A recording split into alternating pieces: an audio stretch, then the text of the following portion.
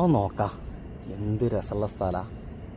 ഞാൻ എന്നെ ഇങ്ങോട്ട് കൊണ്ടുവരാൻ തന്നെയുള്ള കാരണം എന്താ അറിയോ?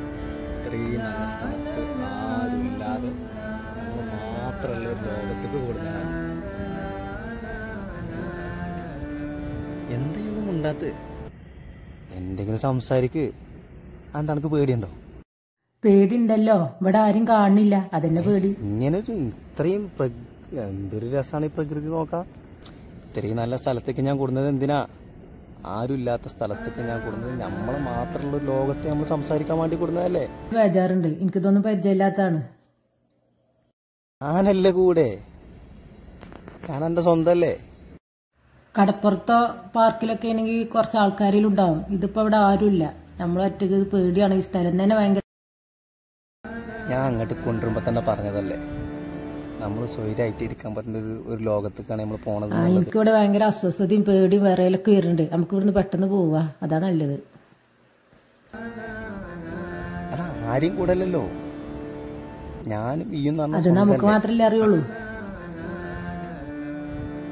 നമ്മൾ ആൾക്കാരെ നോക്കിയിട്ടാണോ പ്രേമിച്ചത്? എൻ്റെ അച്ഛനും അമ്മയും എന്നെ വളരെ കഷ്ടപ്പെട്ടാണ് പഠിപ്പിച്ചത്. അവരെ ഞാൻ വഞ്ചിക്കുന്നുണ്ടോ എന്ന് എനിക്കൊരു തോന്നല്. അതുകൊണ്ട് നമ്മൾ കുറച്ചൊക്കെ ആൾക്കാരെ നോക്കണല്ലോ. നമുക്ക് ഇന്ന് പെട്ടെന്ന് പോകണം. ഇതൊക്കെ സ്റ്റാർട്ടിങ്ങിൽ തന്നെ നമ്മൾ ഈ വിഷയങ്ങളൊക്കെ സംസാരിച്ചതല്ലേ. ഇത്രയും ദൂരം ഓടി വന്നിട്ട് ഇപ്പൊ നെഞ്ച് പിടക്കാണ്, പ്രശ്നമാണ്, പേടിയാണ്. എന്താ ഫോട്ടോ കാണണ്ടേ?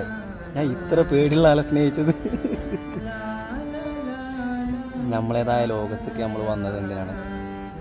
ഇത് ഇഷ്ടപ്പെട്ടും സ്നേഹിച്ചും എല്ലാം അറിഞ്ഞല്ല വന്നത്. എന്നിട്ടിപ്പോ ഒരു സെൽഫി എടുത്തത് കാണാൻ പോലും പേടി. ആരെ ഞാനീ സ്നേഹിച്ചത്?